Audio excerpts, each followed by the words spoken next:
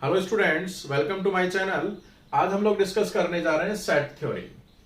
Set theory mathematics का एक basic topic है और मैथमेटिक्स की अदर ब्रांचेज में भी हम लोग इसकी एप्लीकेशंस पढ़ते हैं। और सेट थ्योरी से हम लोग डिफाइन करते हैं रिलेशन को, और स्पेशल टाइप के जो रिलेशंस हैं वो फंक्शंस की कैटेगरी में आते हैं। और कैलकुलस का जो हमारे पास ब्रांच है मैथमेटिक्स की, उसके अंदर हम लोग किसके साथ डील करते हैं? फंक्शंस के साथ। और फंक्शंस कहां से डिफाइन हो रहा है मेरे पास? सेट से। इसी तरह इसकी ज्योमेट्री में भी काफी एप्लीकेशंस हैं।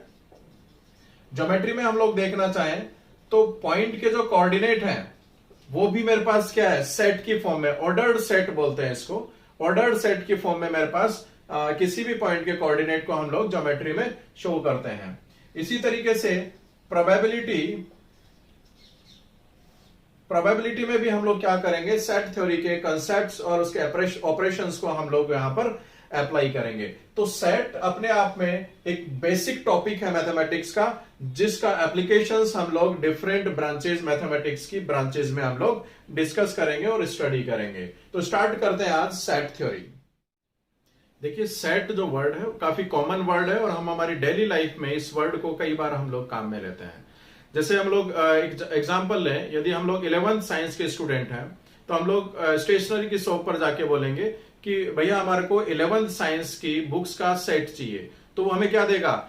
जो हमारे को कौन कौन सी बुक्स देगा? Physics, chemistry, maths, bio, Hindi, English. यानी जो 11th क्लास के अंदर साइंस के स्टूडेंट्स को जिस भी बुक्स की रिक्वायरमेंट है उन सारी बुक्स का मेरे को क्या दे देगा? कलेक्शन दे देगा। तो उसको हम लोग क्या बोलते हैं? सेट। जैसे हम लोग ग्रोसरी की शॉप पर जाते हैं तो बोलेंगे हमारे को टी सेट चाहिए। तो टी सेट के अंदर क्या होगा? टी बनाने के लिए जो भी मेरे को ग्रोसरी की रिक्वायरमेंट है वो सारा का सारा हम लोगों को क्या देगा? उसका एक कलेक्शन दे देगा। तो एक्चुअल में क्या है? सेट की डेफिनेशन क्या हो गई? एक कलेक्शन ऑफ ऑब्जेक्ट्स। और मैथमेटिक्स की बात करते हैं तो ऑब्वियसली हम लोग डील करते हैं नंबर्स के साथ में। तो ये क्या हो गया? कलेक्शन ऑफ ऑब्जेक्ट्स और नंबर्स। लेकिन यहां पर एक वर्ड काम में हम लोग ले रहे हैं, वेल डिफाइंड। यानी जो कलेक्शन होना चाहिए वो कैसा होना चाहिए? वेल डिफाइंड कलेक्शन होना चाहिए। अब यहां पर ये जो वर्ड है उसका मतलब क्या है? वेल डिफाइंड का मतलब होता है, वेल डिफाइंड कलेक्शन का मतलब होता है एक रूल की बात कर रहे हैं, और जो रूल, जो एलिमेंट्स हैं, जो ऑब्जेक्ट्स हैं, जिस रूल को फॉलो कर रहे हैं, और ये जो रूल है वो पर्सन टू पर्सन और सिचुएशन टू सिचुएशन वेरी नहीं करना चाहिए।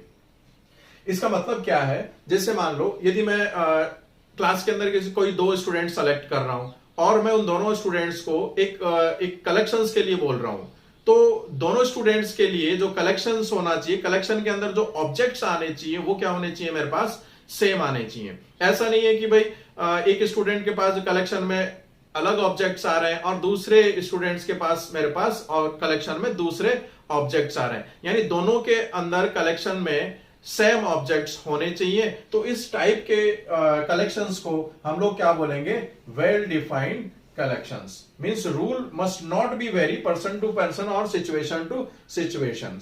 हम एग्जांपल से इसको और भी क्लियर डिस्कस करते हैं कि वेल डिफाइंड कलेक्शन का मतलब क्या है। देखिए, एक एग्जांपल से जो सेट की डेफिनेशन है वेल डिफाइंड कलेक्शंस, उसको हम लोग डिटेल में समझते हैं। यहां पर कुछ एग्जांपल्स हैं, कुछ कलेक्शंस हैं। मेरे को आइडेंटिफाई करना है इनमें से कौन सा कलेक्शन सेट होगा और कौन सा कलेक्शन सेट नहीं होगा। तो फर्स्ट मेरे पास एग्जांपल है, collection of student of class 11th in A school. यदि मैं किसी स्टूडेंट को बोलूं कि भाई 11th क्लास के जो भी स्टूडेंट्स हैं उनका कलेक्शन करना है, तो ऑब्वियसली क्या होगा? ये कलेक्शन सेट होगा, क्योंकि वेल डिफाइन है। यदि मैं भी कलेक्शन करूंगा या कोई स्टूडेंट कलेक्शन करेगा तो 11th क्लास के जो स्टूडेंट्स हैं वो सब दोनों के लिए क्या रहेंगे? मेरे पास सेम रहेंगे। तो ये कलेक्शंस क्या होगा? सेट होगा। सेकंड हम लोग एग्जांपल देखते हैं, collection of intelligent student of class 11th in A school. अब यहां पर मेरे को क्या करना है? 11th क्लास के स्टूडेंट्स हैं किसी भी स्कूल के अंदर, और किस टाइप के स्टूडेंट्स हैं? Intelligent student. अब यहां पर ये जो डेफिनेशन है वो प्रॉपरली डिफाइन नहीं हो रही है, क्योंकि इंटेलिजेंट स्टूडेंट्स की जो कैटेगरी है मैं डिसाइड नहीं कर सकता। हो सकता है मेरे लिए जो इंटेलिजेंट स्टूडेंट है और जिन्होंने 70% स्कोर किया है, मोर देन 70%, वो इंटेलिजेंट की कैटेगरी में है। या फिर हो सकता है किसी के लिए मोर देन 80% जिन्होंने स्कोर किया एग्जाम में वो इंटेलिजेंट की कैटेगरी में है।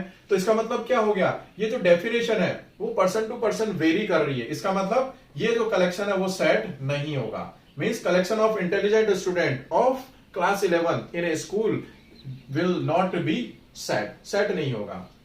एक और एग्जांपल देखते हैं हम लोग, collection of cricket players of Indian cricket team. Indian cricket team के अंदर जो भी क्रिकेट प्लेयर्स हैं उनका कलेक्शन करना है, ऑब्वियसली क्या होगा, सेट होगा।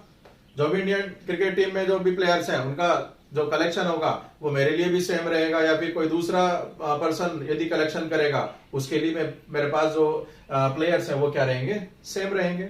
अब इसी कलेक्शन को थोड़ा मैं मॉडिफाई कर रहा हूं, collection of best cricket players of Indian cricket team, यानी इंडियन क्रिकेट टीम के अंदर जो बेस्ट क्रिकेट प्लेयर है उनका कलेक्शन करना है। अब यहां पर ये डेफिनेशन अगेन क्या है, मेरे पास प्रॉपर डिफाइन नहीं हो रही है, क्योंकि बेस्ट क्रिकेट प्लेयर मैं किसको कंसीडर करूंगा। हो सकता है कि जो जिसने मान लो कि सेंचुरी बहुत ज्यादा मारी हो मैचेस के अंदर, हो सकता है कि बॉलिंग अच्छी हो किसी की, हो सकता है इकोनॉमी रेट अच्छी हो किसी की, हो सकता है कि रन रेट अच्छा हो किसी का। तो यहां पर क्या है, जो बेस्ट क्रिकेट प्लेयर की डेफिनेशन है वो डिफाइन नहीं हो रही, यानी पर्सन टू पर्सन ये चीज वेरी करेगी। इसका मतलब ये भी मेरे पास सेट नहीं होगा। अब यहां पर क्या किया मैंने, collection of best cricket player, लेकिन यहां पर मैंने क्या किया, उसको डिफाइन कर दिया, who has more than 50 run in A match. यानी मेरे को क्या करना है, बेस्ट क्रिकेट प्लेयर का मेरे को कलेक्शन करना है। और कौन से प्लेयर होंगे जिन्होंने मैच के अंदर क्या करें, मोर देन 50 रन स्कोर किए हैं। तो इसका मतलब मैं वो प्लेयर्स हैं वो मेरे लिए या फिर किसी दूसरे पर्सन के लिए सेम रहेंगे जिन्होंने 50 रन से ज्यादा, क्योंकि यहां पर डिफाइन कर दिया बेस्ट प्लेयर किसको मान रहा हूं मैं, जिसने मैच के अंदर मोर देन 50 रन स्कोर किए हैं। तो इसका मतलब ये कलेक्शन कैसा होगा, सेट होगा। इसी तरीके से हम लोग देखें, collection of maths books available in market.